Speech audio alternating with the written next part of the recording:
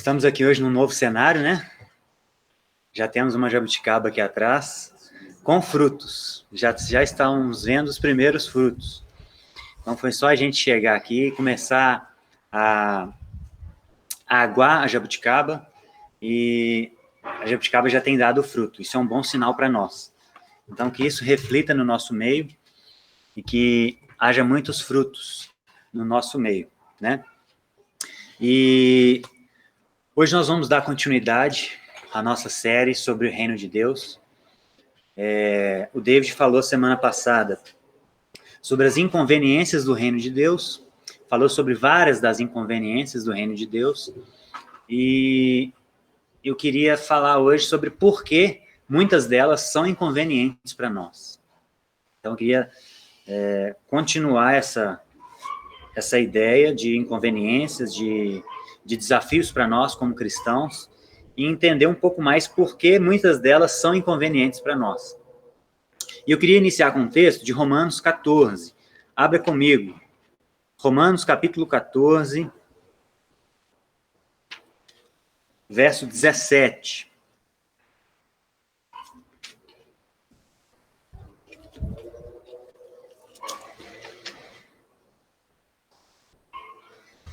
Romanos 14, 17.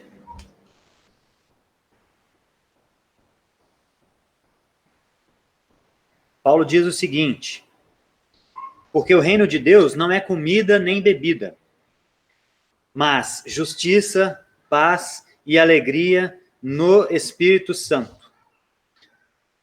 Se a gente pudesse tirar a parte negativa do versículo, ficaria o seguinte: o reino de Deus é justiça, paz e alegria no Espírito Santo. Bom, irmãos, o reino de Deus é justiça, o reino de Deus é paz, o reino de Deus é alegria. E eu queria trazer alguns dados do Brasil para nós pensarmos um pouco de como tem sido a nossa influência como igreja brasileira, né? Presta atenção. No Brasil, em 2010, de acordo com o último censo do IBGE, nós éramos quase 89% de cristãos no Brasil. 65% católicos, 22%, alguma porcentagem de evangélicos. Então, a soma de cristãos no Brasil, a soma de pessoas que se identificam com a fé cristã é de quase 90%. Porém, alguns outros dados nos assustam no Brasil. Então, em 2017, nós tínhamos 43% de toda a riqueza do Brasil concentrada na mão de 10% de pessoas. Então, 10% das pessoas do Brasil detêm mais quase a metade de toda a renda no Brasil. Isso é uma injustiça muito grande. E em 2006, nós tínhamos 50 mil homicídios. E em 2016, 10 anos depois, nós passamos para 62 mil homicídios. Então, a concentração de renda só aumenta no país e no mundo. A taxa de homicídios só aumenta no país, não regride. Se regride em pontos muito específicos do país, mas de forma muito pequena ainda. Como um todo, a maldade só tem aumentado no país. A concentração de renda só tem aumentado. Cada vez mais os pobres, as pessoas necessitadas, estão ficando mais necessitadas. E se nós somos quase 90% de representantes desse reino de justiça, desse reino de paz e desse reino de alegria, por que a maldade só aumenta no nosso país? Essa é uma questão muito importante para pensarmos. Porque a maioria esmagadora do país é representante desse reino, são embaixadores desse reino de justiça, desse reino de equidade, desse reino de paz, de alegria, e a maldade só aumenta no país. Isso como diz o David, é uma conta que não fecha. Esses dados não poderiam ser reais. Então tem algo acontecendo no meio da igreja, no meio do corpo de Cristo, que tem nos distraído. Então é sobre isso que a gente queria tratar um pouco mais hoje. Então, como a gente já viu, o reino de Deus, o que é o reino de Deus? O reino de Deus é toda a esfera que Deus reina, com seus valores. E esses valores correspondem ao seu caráter. Os valores de Deus correspondem ao caráter de Deus. Então, Deus é amor.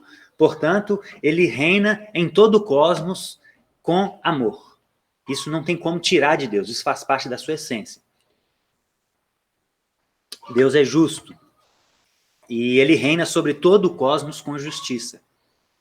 E a grande questão é que ele decidiu criar, dentro desse reino, ele decidiu criar um planeta chamado Terra e decidiu criar seres chamados humanos e decidiu livremente fazer com que esses humanos cooperem com ele, façam parte desse reino. Ele nos deu essa dádiva de fazer parte desse reino. E então o reino de Deus é isso. O reino de Deus é toda a esfera em que Deus reina com os valores que correspondem ao seu caráter. E o que é o reino dos homens? O reino dos homens é toda a esfera em que o diabo reina, com os seus valores que correspondem ao seu caráter. Então o reino dos homens não tem a ver com o planeta Terra. O reino dos homens não tem a ver com política, com música, com dias da semana. Não existe essa dicotomia na mente, na cosmovisão cristã bíblica.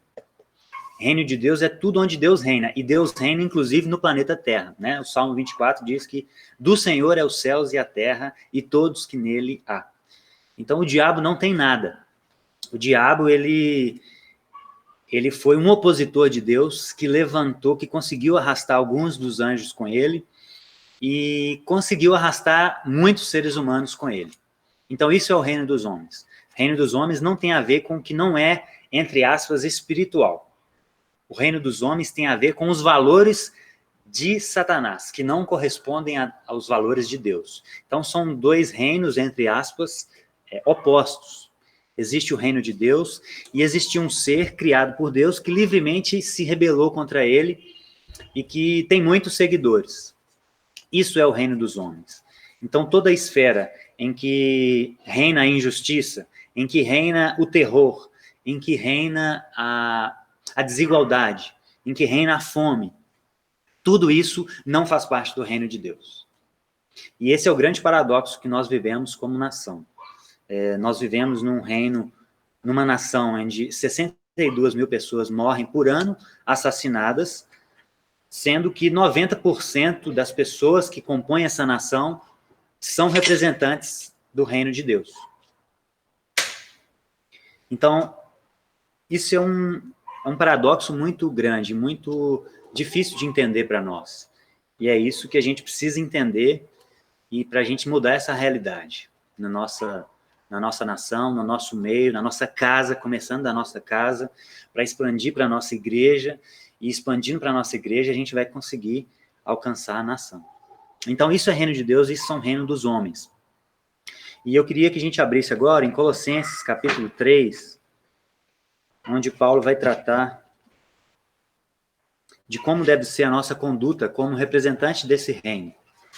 Como deve ser a nossa conduta como embaixadores, né? Como aqueles que estão na terra, mas que trazem valores de um outro reino. Aqueles que estão na terra, mas que representam valores de um outro lugar. Não só um lugar geográfico, mas de outros valores.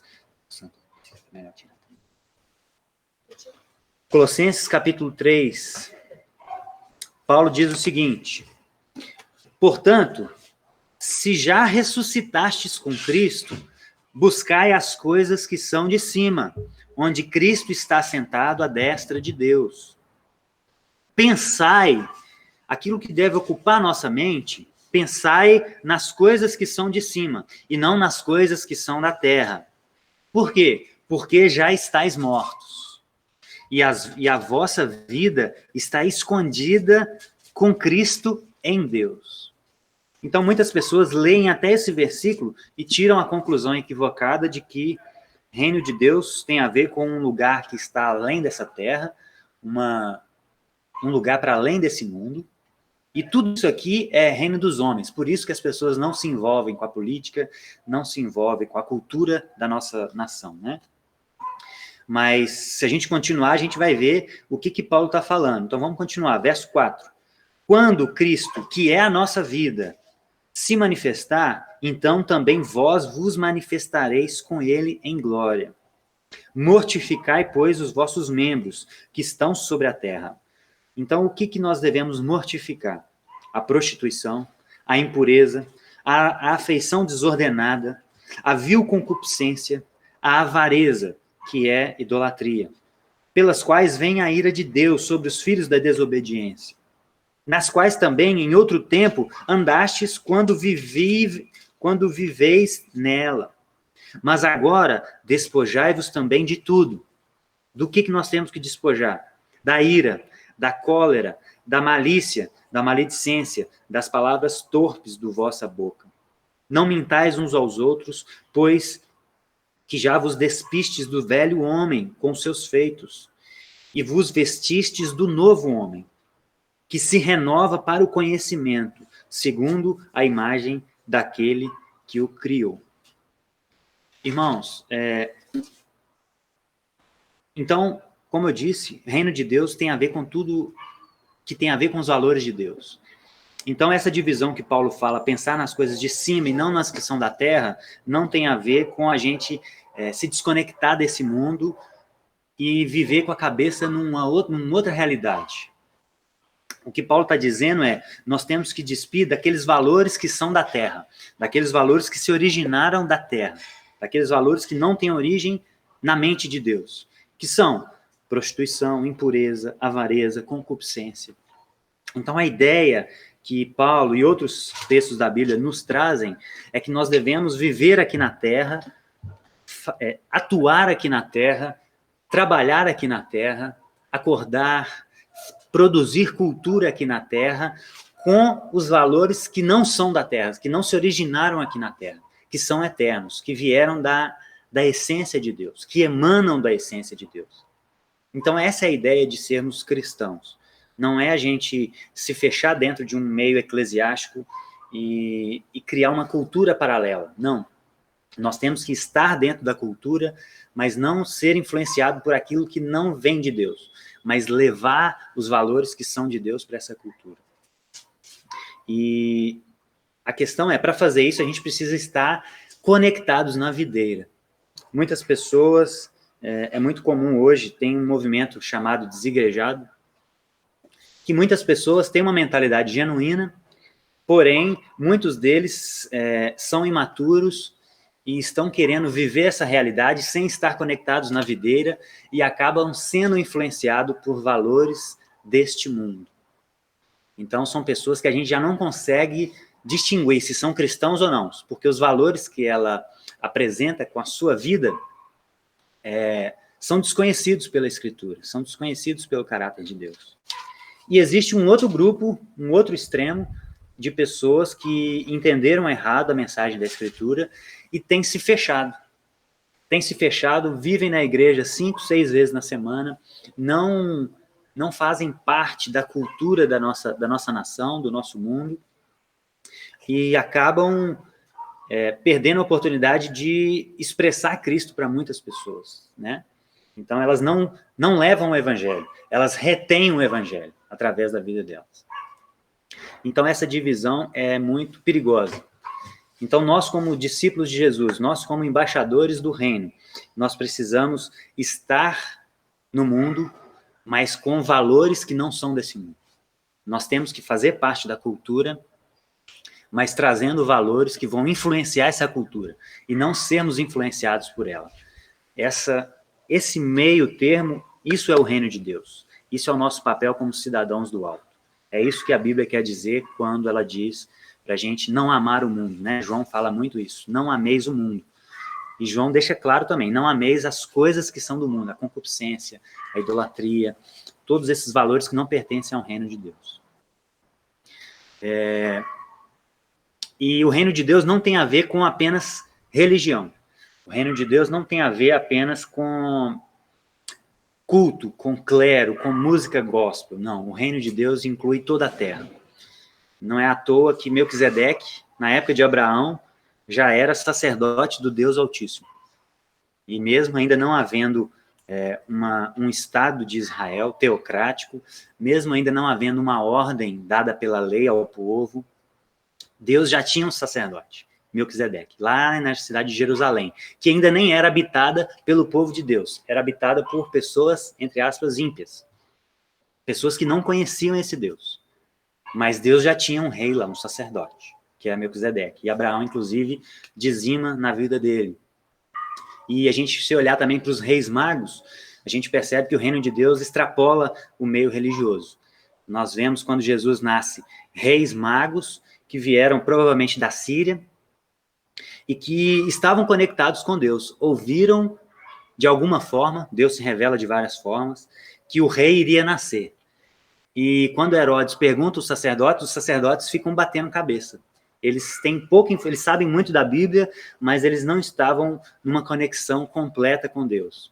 Então nós vemos pessoas que não são do meio eclesiástico tendo revelações que aquelas pessoas que são do meio eclesiástico não tinham. Então Deus, ele não está preso, Deus não é evangélico, Deus não é católico, Deus não está preso às nossas denominações. Deus é Deus de todas as pessoas. E ele usa quem ele quer. Ele chama Ciro, um rei ímpio, de meu servo, porque em algum momento Ciro estava fazendo aquilo que Deus desejava fazer em todo o contexto histórico que ele estava vivendo. Então Deus é o Deus de todas as pessoas. Isso é muito assustador para muitos de nós. Mas esse é o nosso Deus. Ele não está preso a nossas tendas religiosas. Deus é Deus de tudo e de todos. E C.S. Lewis fala algo muito interessante sobre o reino de Deus. Ele fala que a história do reino de Deus é narrada no Evangelho da seguinte forma: o rei verdadeiro desembarcou neste mundo disfarçado e convida todos os seus seguidores a uma grande sabotagem. Essa é a realidade do reino. Deus criou todas as coisas, Deus já era, antes de toda a criação, na verdade, e ele decide criar os anjos, decide criar um planeta, e alguns desses anjos, o primeiro deles, né, Satanás, o opositor, que significa opositor, se rebela contra Deus e leva alguns desses anjos com ele, e esse anjo caído começa a criar um reino paralelo, um reino falso. E muitas pessoas se enredam para esse reino também. E a mensagem do evangelho é exatamente essa: o verdadeiro rei desce nessa terra disfarçado, contrário a toda a expectativa daquelas pessoas, daquela cultura, porque eles esperavam um rei político, um rei como Saul, um rei forte, que colocaria Roma nos seus devidos lugares. Mas o rei verdadeiro vem num jumentinho, nasce numa manjedoura, vem de forma totalmente contrária a tudo que eles esperavam, a tudo que a religião esperava. E ele sorrateiramente começa a juntar discípulos de forma bem pelos cantos, de forma bem mineira, junta 12 pessoas e começa a criar uma grande sabotagem, inaugura de forma terrena, né, de forma... O reino de Deus já tinha sido inaugurado, mas talvez uma reinauguração, a gente pode dizer. Jesus inaugura o reino de Deus na terra e começa a levantar pessoas para sabotar esse outro reino opositor. Então, meus irmãos, a gente precisa entender que o reino de Deus, a vida, é uma batalha. Nós estamos numa batalha. Nós estamos numa guerra de uma batalha. A vida é uma guerra de uma batalha apenas. Deus, ele tem várias batalhas ao longo das épocas. Em várias épocas ele precisa enfrentar Satanás de uma forma diferente, né? Quando Jesus nasceu, Herodes quis matar Jesus. Lá em Moisés, o rei quis matar os filhos também, né? Obrigou as parteiras a matarem as crianças. Então Deus tem várias batalhas. Mas da nossa perspectiva humana, a nossa vida é uma guerra de apenas uma batalha. Porque nós só temos uma vida. Nós não reencarnamos para viver várias batalhas. Nós temos apenas uma vida. E quando a gente passa a enxergar a nossa vida como uma guerra, Isso tem que mudar a nossa mentalidade, isso tem que fazer com que a gente passe por uma metanoia, né? Como Paulo fala em Romanos 12. É uma mudança de mentalidade. E a palavra ali é arrependimento. Arrepender é metanoia, né? Meta, além.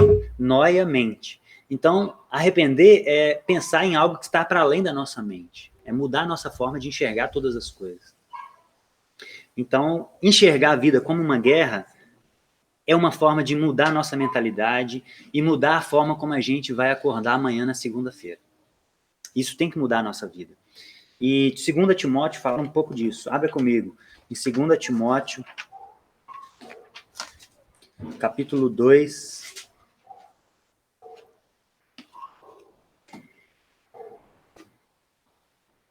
verso 3. Olha o que Paulo fala. Sofre, pois, comigo as aflições, como bom soldado de Cristo. Nenhum soldado, né, ou ninguém que milita, se embaraça com os negócios dessa vida, a fim de agradar aquele que o alistou para a guerra. Então, irmãos, Paulo usa essa linguagem com Timóteo. Timóteo, combate comigo como um bom soldado de Cristo. Luta essa vida comigo como um bom soldado.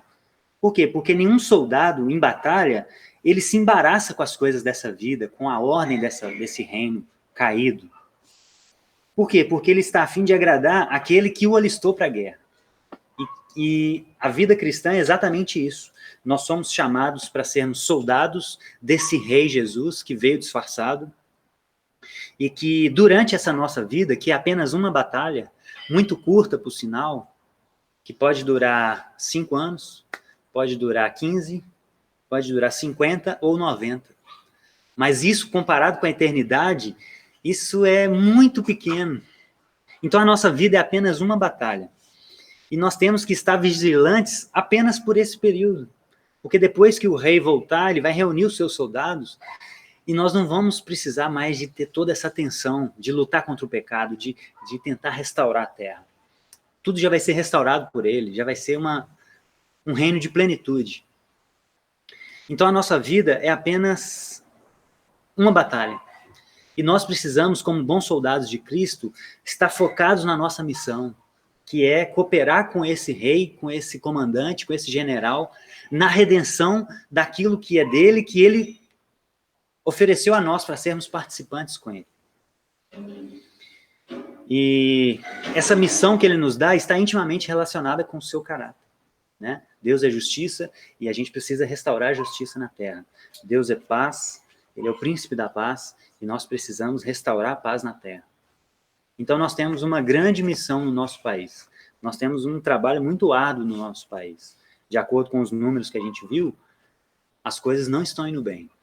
Mesmo existindo 90% de representantes desse reino de paz. E a gente não pode se distrair. Imagina um soldado em guerra. Imagina um soldado numa batalha.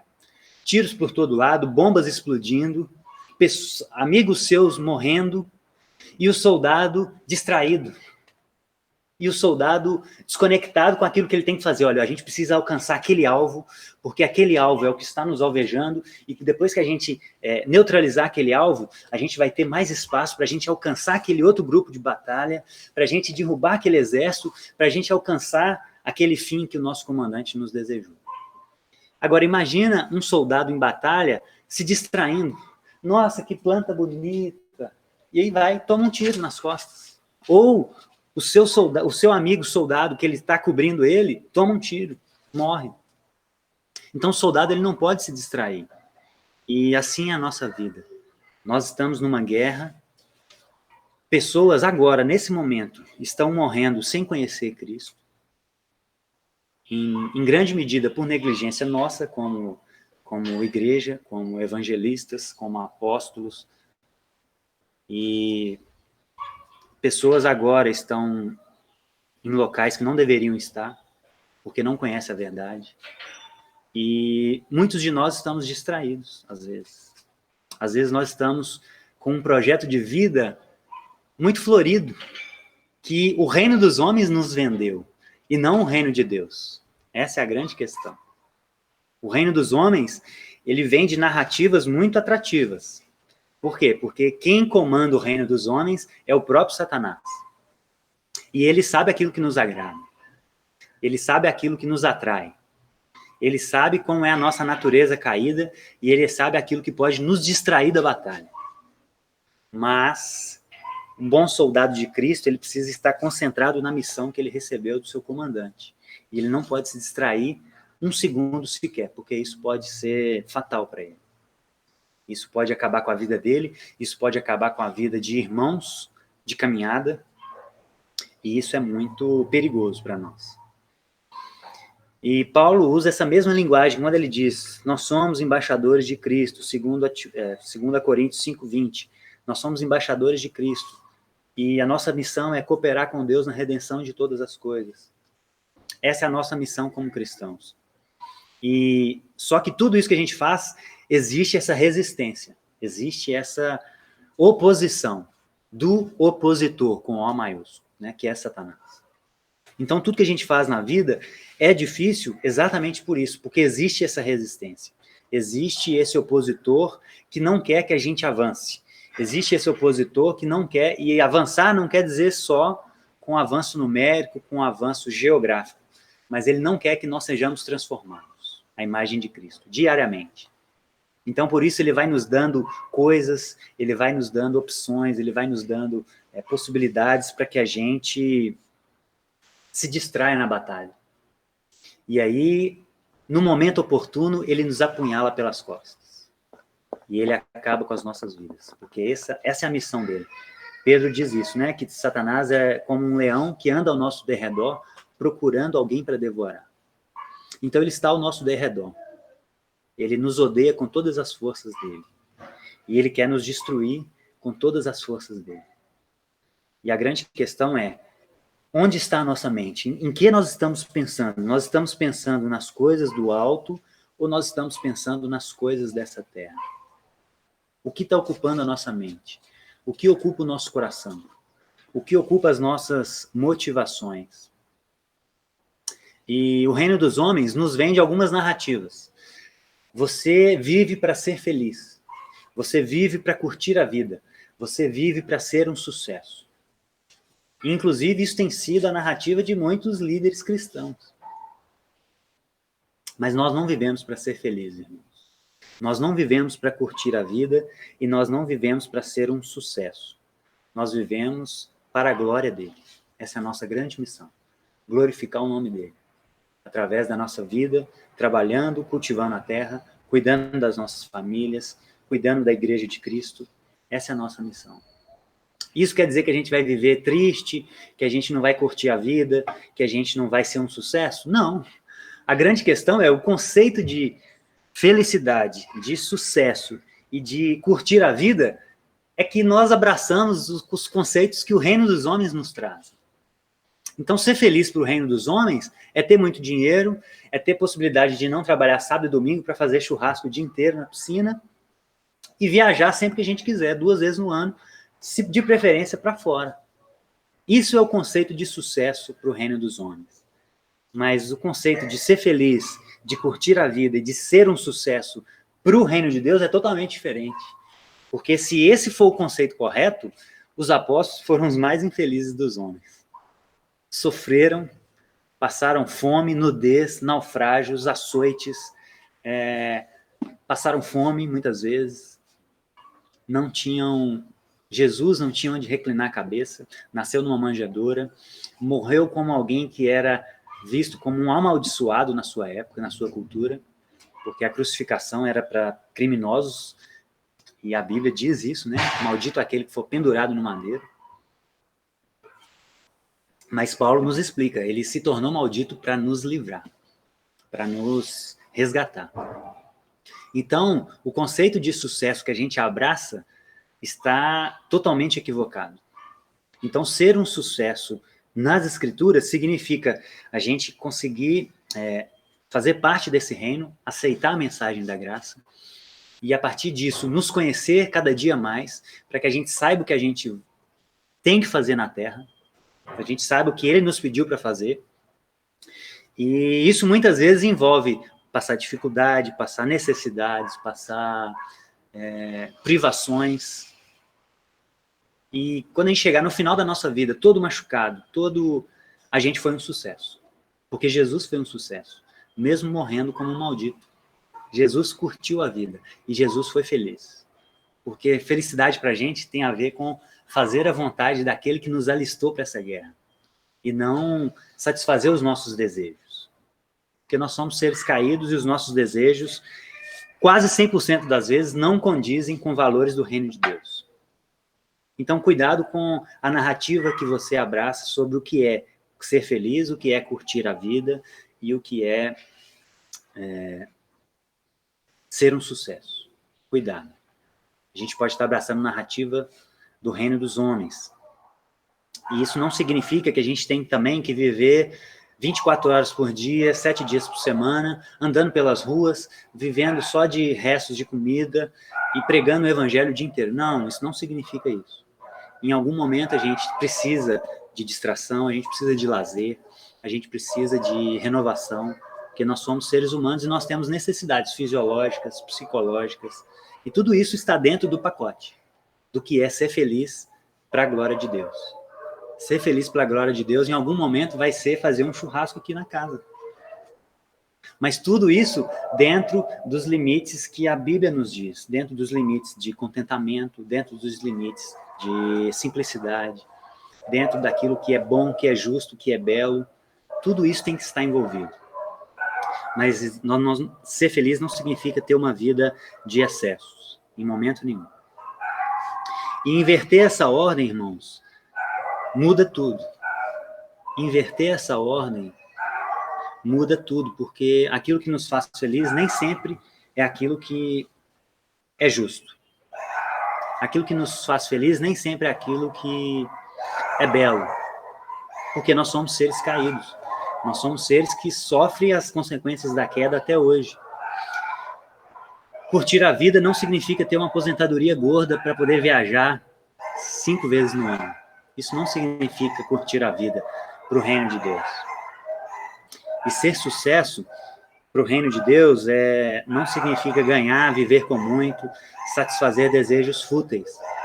Mas, como a Bíblia nos ensina, ser sucesso é conseguir dar, perder, morrer, negar a si mesmo, viver em contentamento e em simplicidade.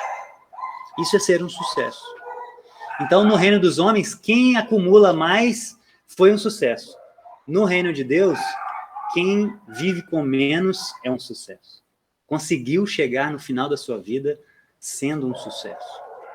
Isso é ser um sucesso para o reino de Deus. Então, está tudo invertido. O que o reino dos homens chama de sucesso, na verdade, é o fundo do poço para o reino de Deus. Então, aquelas pessoas que são referência na mídia de sucesso, sabe aquelas pessoas que só andam de terno, têm um carro muito bom, que, como eles dizem, né, tem liberdade financeira. Esse é o novo termo para a avareza, né? Liberdade financeira. Essas pessoas estão no fundo do poço. Porque a ordem do reino é exatamente o contrário, é não acumular tesouro na terra, é dar, é perder, é morrer a cada dia mais. E eu queria citar 3 valores que estão em oposição ao reino de Deus, que são valores que o reino dos homens conseguiu deturpar, Satanás conseguiu deturpar, e de uma maneira muito atraente, e de uma maneira falaciosa, porque a falácia é diferente da mentira, porque a falácia tem elementos de verdade. Às vezes uma verdade ela é composta de várias porções.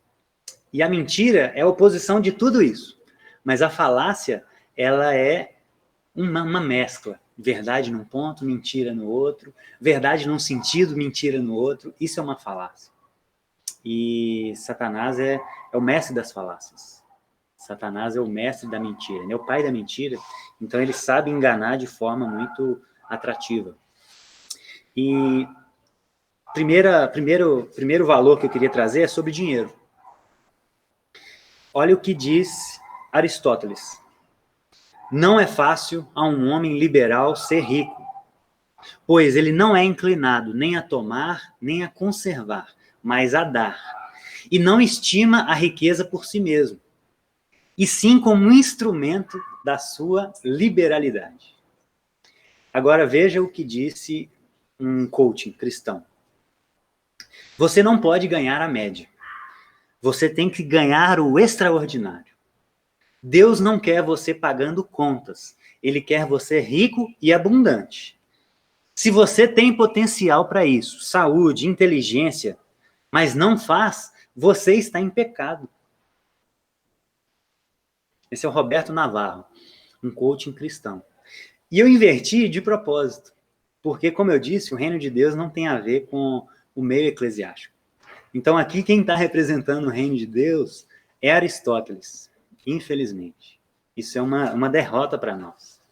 Mas Aristóteles, nesse sentido, conseguiu entender muito melhor o que é o reino de Deus, quais são os valores do reino de Deus, do que um coaching cristão.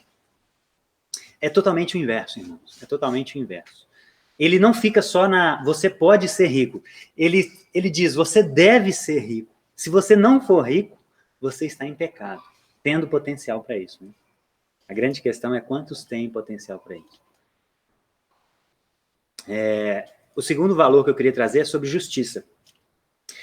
Olha o que a Bíblia diz em Provérbios 19, 17. Quem trata bem o pobre, empresta ao Senhor, e ele o recompensará. Provérbios 21, 13. Quem fecha os ouvidos ao clamor dos pobres, também clamará e não terá resposta. E Jesus fala, vendam o que tem e deem esmolas. Então a Bíblia ela é muito preocupada com os mais necessitados. E certa vez eu conversando com um empresário cristão, ele estava me explicando a lógica do mercado. E ele estava falando, olha, Bruno, a lógica do mercado é o seguinte, se eu tenho 10 produtos, os primeiros produtos eu posso vender pelo preço, vamos colocar assim, o preço de mercado. Mas à medida que esses produtos vão acabando, se eu tenho só 2 produtos, eu vou ter mais pessoas desejando esses 2 produtos. Então, o que eu posso fazer? Eu posso aumentar o preço desses últimos produtos, porque eu vou selecionar entre as várias pessoas que têm disposição de pagar, aquelas que podem pagar mais. Então, essa é a lógica do mercado. E aí eu perguntei para ele, mas pensa comigo, se você aumenta o seu produto, e o produto dele não é um produto barato, não é uma garrafa, não é algo muito caro, se você aumenta o preço do seu produto, você não tira a possibilidade daqueles que não podem pagar de ter acesso a isso? E aí, a resposta dele foi basicamente, mas essa é a lógica do mercado. O mercado funciona assim. E eu fiquei pensando, mas o mercado funciona assim, mas como funciona no reino de Deus? Será que essa lógica do mercado é a mesma lógica do reino de Deus? Será que se a Bíblia nos traz tanta responsabilidade para cuidar daqueles que são os mais necessitados, será que a lógica não seria, inclusive, tentar de alguma forma ver aqueles que têm menos condições e tentar dar preferência para eles terem acesso a esse bem? Será que não seria isso a lógica do reino? Então eu percebo muitas pessoas com a mentalidade do reino dos homens, vivendo dentro do reino de Deus, vivendo com a capa religiosa do reino de Deus, vivendo no meio eclesiástico, expressando coisas que são do reino de Deus, mas que a vida, em muitas vezes, não correspondem a esses valores. E a último valor que eu queria trazer é sobre responsabilidade. Jesus disse, vós sois a luz do mundo. Nós somos a luz do mundo. E o reino dos homens diz o seguinte, o governo é a luz do mundo. A responsabilidade com tudo é do governo. Então, se existem pessoas passando fome, e eu não tenho responsabilidade nenhuma com isso. Isso é culpa do governo. Isso é culpa do PT que quebrou o Brasil e por isso que nós estamos nesse inferno que a gente vive no Brasil. Isso é culpa do PT, isso é culpa do Bolsonaro. É sempre o governo e não nós. A responsabilidade não é nossa. A responsabilidade é sempre de terceiros. E isso é uma inversão muito grande, porque a luz do mundo somos nós. É claro que a gente parte da nossa responsabilidade é exigir aquilo que compete ao governo. E muitas coisas competem ao governo de fato. A grande questão é se isso é uma justificativa para a nossa omissão.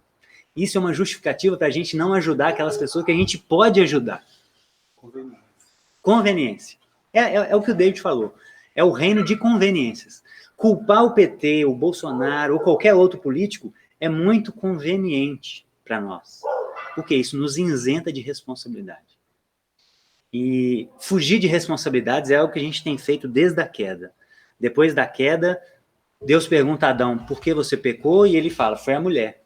E a mulher, ele pergunta, por que você pecou? E ela diz, foi a serpente. Então, passar a responsabilidade para frente é algo que a gente tem feito há muitos anos, há mais de 2000 anos.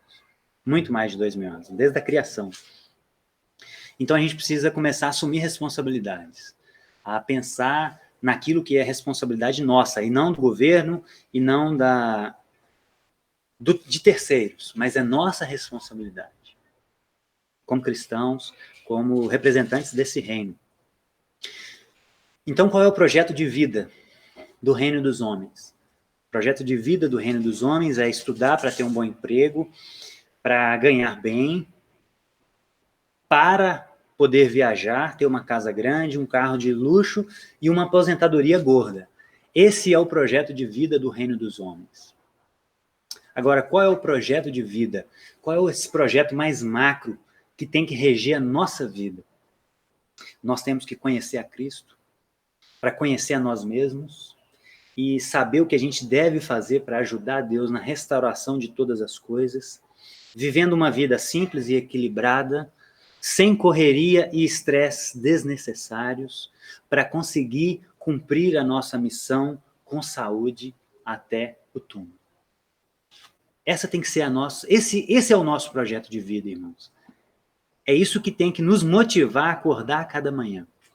E a gente precisa revisitar quais são os valores que nós estamos representando aqui na Terra.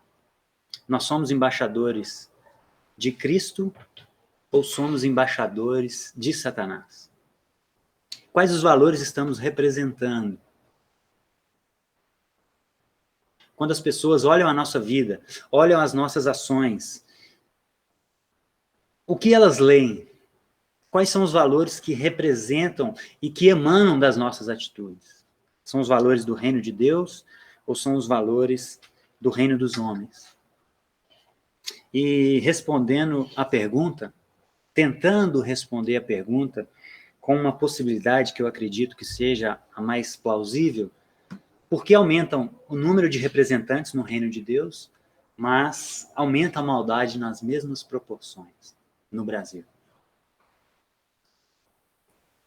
Eu acredito porque nós somos muito envolvidos com os valores dos homens. E a gente é envolvido... Por que nós somos muito envolvidos com os valores dos homens? Por causa daquilo que nós nos alimentamos diariamente.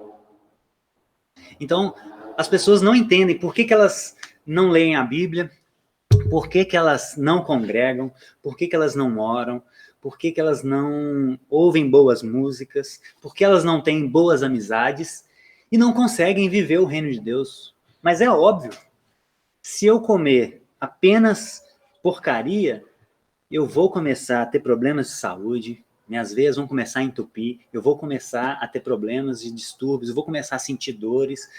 Isso é inevitável. Aquilo que eu alimento reflete diretamente naquilo que eu sou. Então a pessoa só lê a revista Caras, a pessoa só vive no Instagram, no domingo ela só quer saber de brincadeira, de lazer. Ela só ouve o Wesley Safadão. Ela só tem amizades fúteis.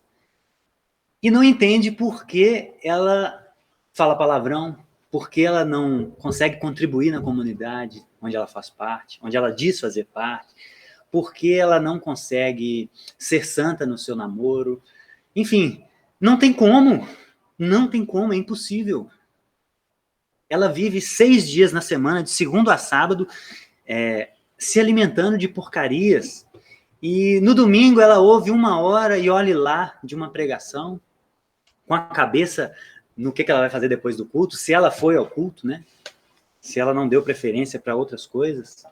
E ela não consegue entender por que ela não consegue viver o reino de Deus. Mas é óbvio, ela alimenta 90% da sua semana de porcarias e quer ter um corpo saudável? Não tem jeito. O corpo nunca vai ser saudável.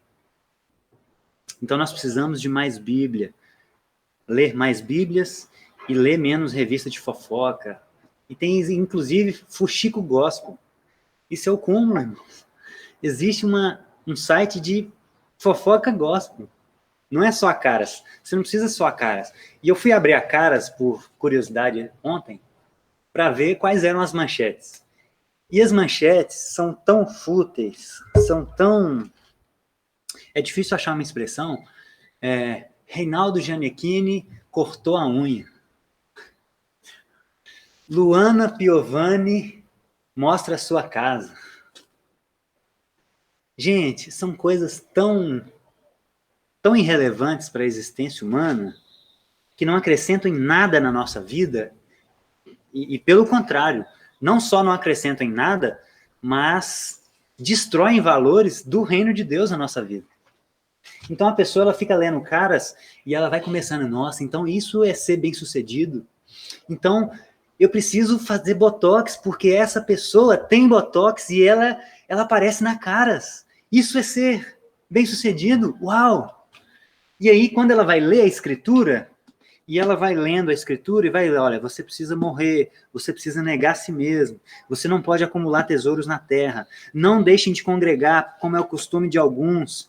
E aí, como ela está impregnada com os valores do reino dos homens, ela vai ter que relativizar isso aqui. Porque isso não vai entrar nos valores que já está impregnado no coração dela. Não vai entrar. E por isso a gente tem tantas heresias, tantos absurdos dentro da igreja. Porque as pessoas estão se alimentando de porcarias e querem viver uma vida de excelência. Não dá, é impossível. É impossível você ler apenas a revista Caras e ter valores do reino de Deus. É impossível você deixar de orar para ficar só no Instagram. Tem muita coisa boa no Instagram. É possível usar ferramentas de forma para abençoar, inclusive, pessoas, abençoar o mundo. A questão eu acho que o reino dos homens ainda está prevalecendo. É muita futilidade. É muito selfie. É selfie demais, gente. Eu acho que a quantidade de selfies que nós temos no nosso telefone é um grande indicativo de quais os valores a gente está vivendo. É muita selfie. E não basta só a selfie. Os textos é muita futilidade. Não adianta a gente ficar só no lazer e não congregar e querer ter uma vida de santidade. Não tem jeito. Não tem jeito a gente só ouvir o Wesley Safadão e querer tirar algo bom. A maioria, gente, é só porcaria. São só valores que não condizem com a escritura. A maioria das músicas, principalmente o sertanejo universitário, né, a nova, é só falando de cerveja, de mulher, de pegada, de traição, de balada. São só futilidades. São só coisas que não condizem com o reino de Deus. Não adianta a gente andar com pessoas fúteis, só andar com pessoas fúteis e querermos ter uma vida de santidade. Porque se a gente só anda com pessoas fúteis, com pessoas que não sabem por que existem, com pessoas que só manifestam obras da carne, não tem como se a gente não estiver conectado na videira, não tem como a gente influenciar ela. A grande questão é isso. Não quer dizer que você não possa ouvir uma música que não seja gospel. Porque tem muitas músicas gospels que são piores do que as músicas que muitos chamam de secular, né? Mas eu estou falando de boa música, não necessariamente gospel. Estou falando de músicas que trazem valores que condizem com o reino de Deus. Seja ela cantada por um cantor cristão ou por um Almir Sater. Não importa. O que importa é que eles são criaturas de Deus e eles, em algum momento, em algum grau, revelam a glória de Deus, querendo ou não, porque Deus é o pai deles, é o criador deles. Pai, se eles quiserem ser adotados, né? Mas Deus é, no mínimo, o criador deles. Então, o que nós temos alimentado? Nós temos vivido a maior parte do tempo debaixo do reino de Deus ou debaixo do reino dos homens? Quais os valores nos influenciam mais? Os valores do reino de Deus ou os valores desse mundo? Dessa ordem caída, dessa ordem que precisa ser redimida por nós. Nós somos os representantes de Deus na Terra. E o reflexo disso, irmãos, eu pesquisei em 2 estudos, que um deles é do SPC, perguntaram às pessoas qual era o maior sonho delas. Qual é o seu maior sonho? E as respostas mais comuns foram viajar, ter casa e carro próprio. Esse é o sonho do brasileiro. Viajar, ter casa e carro próprio. Pensa nisso e pensa em toda a cultura brasileira. Pensa no que é ministrado nos outdoors, nessas revistas caras, nas músicas. Pensa em toda a cultura brasileira. Nas propagandas de cerveja. Pensa nas propagandas de cerveja. É isso que está sendo ministrado sobre nós 24 horas.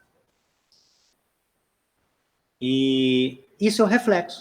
Quando perguntam às pessoas qual é o maior sonho delas, o maior sonho delas não é ser discípulos de Jesus. Como, inclusive, foi há 70 anos atrás, 90 anos atrás.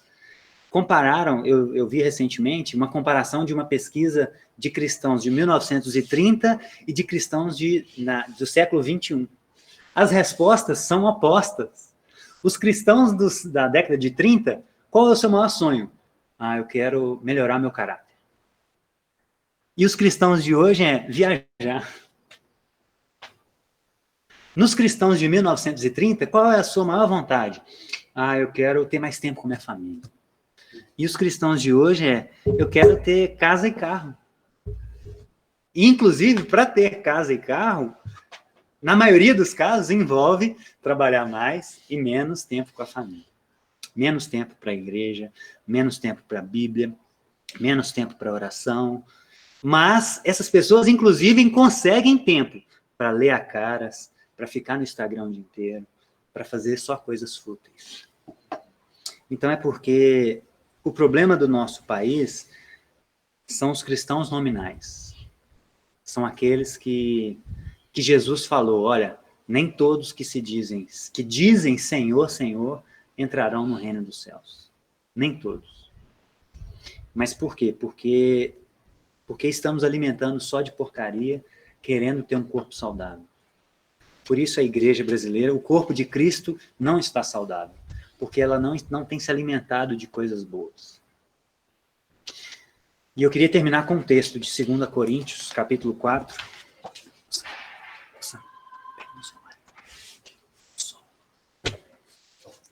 2 Coríntios, capítulo 4.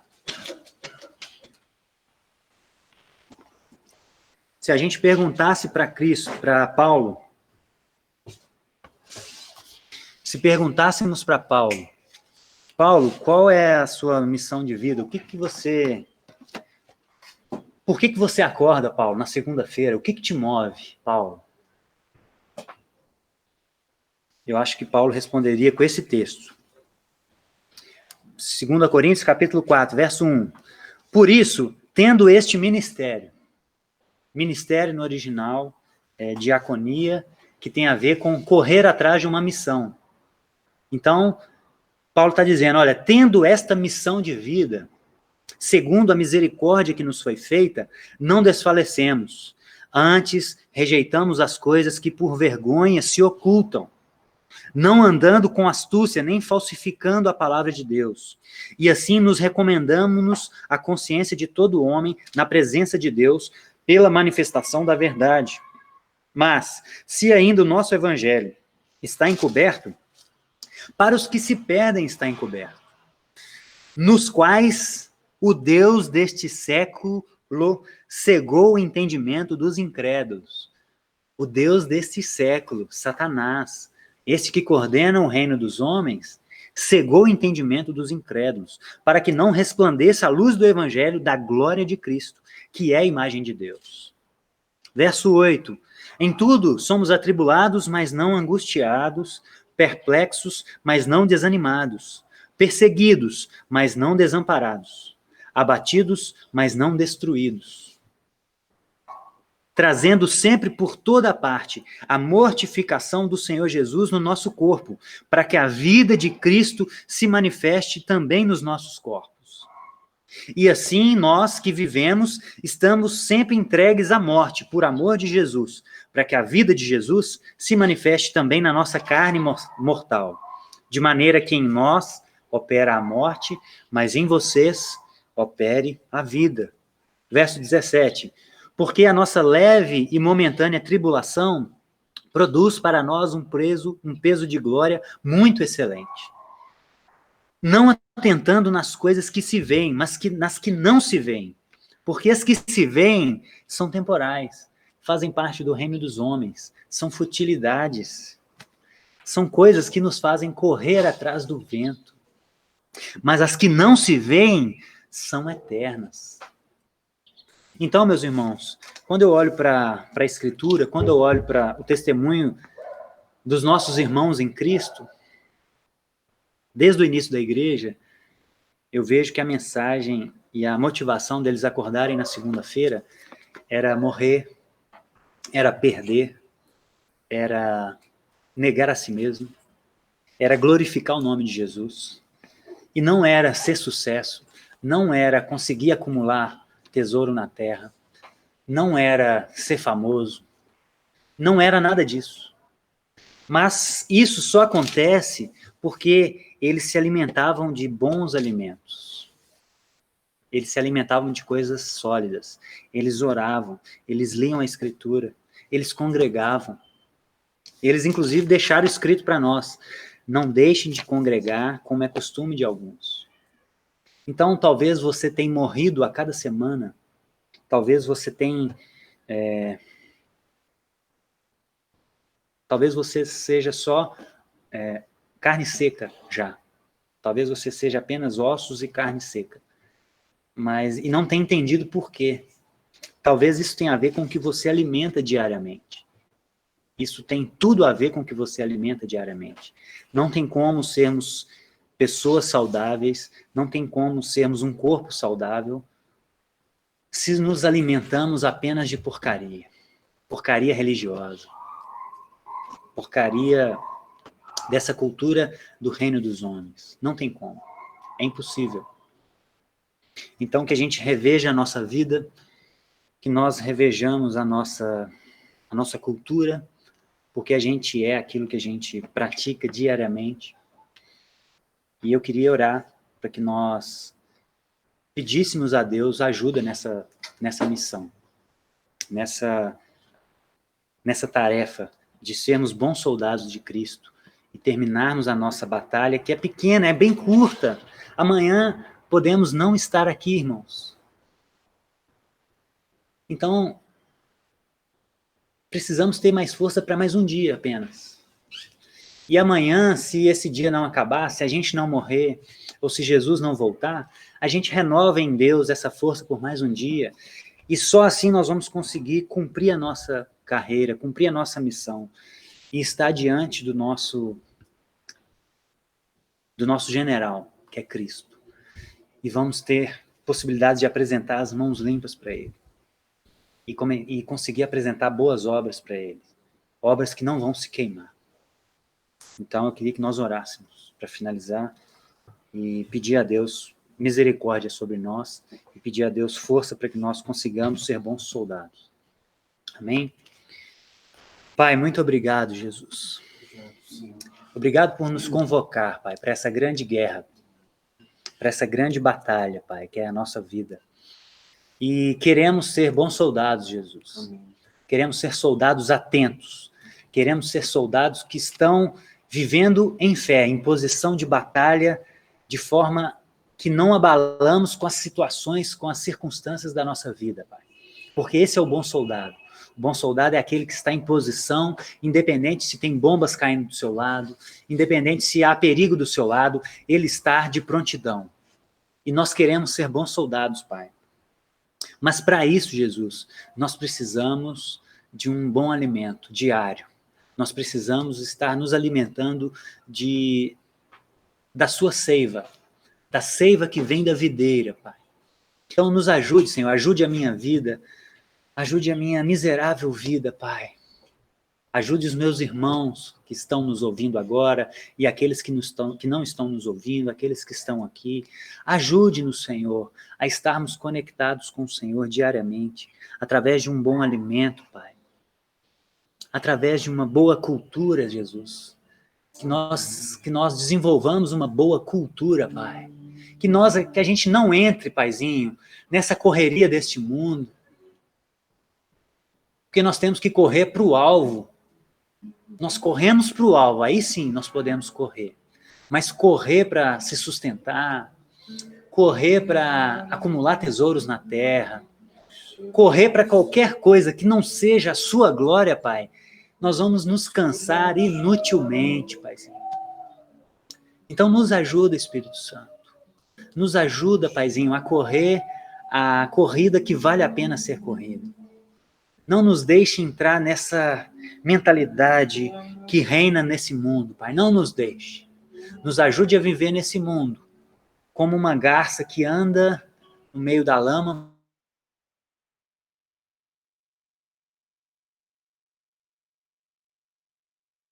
Ela tem um coração conectado no Senhor que não nos deixa se envolver com os valores desse mundo, mas sim influenciar esse mundo. Então ajude a minha vida, ajude os meus irmãos a influenciarem esse mundo, Pai. E não sermos influenciados por eles.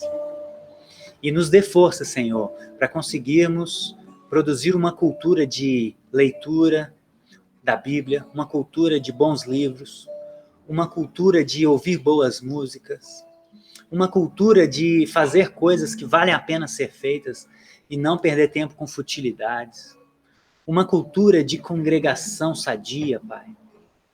Não nos deixe nos perder, Senhor. Por favor, protege a nossa mente. Protege o nosso coração, Pai. Para que sejamos bons soldados. E que consigamos expressar o Teu reino de Deus aqui nessa terra, que é sua. E que foi ordenada, foi confiada para que nós cuidemos dela. Então nos ajuda a cuidar dessa terra, nos ajuda a cuidar dessa casa. Nos ajuda a cuidar das pessoas, principalmente. Nos ajuda a cuidar das pessoas, Pai. Em nome de Jesus, nós te clamamos, Senhor. Amém. Tá bom? Deus abençoe você, Deus abençoe a sua família, o seu coração, a sua casa, tudo que está confiado a você, que a gente consiga viver isso hoje para manifestar o reino de Deus. Amém? Deus abençoe vocês. Irmãos, bom dia. Eu peço só mais um minutinho de vocês para a gente terminar. Queria trazer uma breve reflexão. Eu estava na minha casa conversando com a minha esposa sobre um livro simples, é um livreto que se chama Em Seus Passos, O que Faria Jesus? É uma pergunta clichê, né? O que Jesus faria se Jesus tivesse vindo à Terra, se encarnado no século 21? Será que ele seria um candidato a uma eleição para ser prefeito de uma cidade? Será que, no meio de uma pandemia com mais de 700 mil mortos, ele seria um médico? Ele seria um enfermeiro? O que ele estaria fazendo? Qual seria a ocupação do tempo de Jesus se ele estivesse aqui na Terra em carne e osso hoje? E eu vou ler um texto que me ajudou a pensar um pouco sobre isso. Está no livro de Mateus, capítulo 9, o versículo 35, que diz assim: Jesus ia passando por todas as cidades e povoados, ensinando nas sinagogas, pregando as boas novas do reino e curando todas as enfermidades e doenças. Ao ver as multidões, teve compaixão delas, porque estavam aflitas e desamparadas, como ovelhas sem pastor. Eu também não sei ao certo o que Jesus estaria fazendo, mas eu sei que ao olhar para as multidões, ao olhar para as pessoas, ele sentiria compaixão, muito mais do que nós sentimos. Nós estamos aflitos por causa dessa situação, muitas vezes nosso coração se agita e nós temos uma esperança viva, que é Cristo em nós. Agora imagina você passando pelo momento mais difícil da sua vida sem Jesus. Imagina se você não tivesse a fé, se você não tivesse a esperança de que Jesus voltará um dia. Como você estaria? Será que você teria sanidade ainda? Será que você ainda seria uma pessoa normal? Eu acho que a minha situação não seria nada boa. Eu não estaria vivo se eu não tivesse Jesus para me amparar nos meus momentos mais difíceis. E muitas vezes, em meio a essa situação, no Brasil, mais de 100 mil pessoas mortas, e se a palavra diz que uma vida vale mais do que o mundo inteiro, 100 mil pessoas mortas. E a gente só se preocupa quando tem uma suspeita na nossa família. Ai, será que eu peguei Covid, eu tive com tal pessoa, eu tive com fulano? Mas se são 100 mil pessoas mortas, são pelo menos 20 mil crianças sem pai. São pelo menos 20 mil famílias sem um marido. 20 mil mulheres sem esposa. Isso jogando baixo. Pode ser muito maior. E às vezes a gente não consegue ter um pouco de compaixão por essas vidas, por essas pessoas. Eu comecei perguntando o que Jesus faria se estivesse na Terra. E a verdade é que Jesus está. Ele está dentro de você. Ele está dentro de mim. Ele está dentro de nós. E a gente precisa ser, como Bruno disse, embaixadores de Cristo, cooperadores na causa de Cristo aqui nessa terra. Então, essas famílias desamparadas, essas pessoas sem esperança são nossa responsabilidade. A Pri comentou com a gente esses dias que eles perguntaram para uns índios quais eram as necessidades deles, né? Vocês precisam de suprimentos? O que está precisando aí? Eles falaram, olha, a gente até precisa, mas o que a gente mais precisa é uma palavra de conforto, é uma oração. O que pode mais mudar uma realidade? Uma cidade, por exemplo, o que pode mais impactar uma cidade? Às vezes uma multinacional abrir uma firma ali, trazer muitos empregos, ou se não, ser eleito alguém honesto, o que mais pode impactar uma cidade, uma realidade? Para mim, a resposta é o Evangelho de Cristo. Porque o Evangelho é o poder de Deus para a salvação daqueles que creem. Não tem nada mais impactante a uma realidade do que a palavra que eu e você recebemos e muitas vezes nos omitimos em pregar, em compartilhar. Será que você tem uma boa nova para compartilhar com alguém? Será que você seria capaz de trazer uma boa notícia para um contexto? É essa a reflexão que eu queria deixar nessa manhã. Senhor, nós te agradecemos por essa manhã, Pai, preciosa. Agradecemos por este lugar, Pai, onde estamos e onde temos expectativa de estarmos todos juntos, Pai.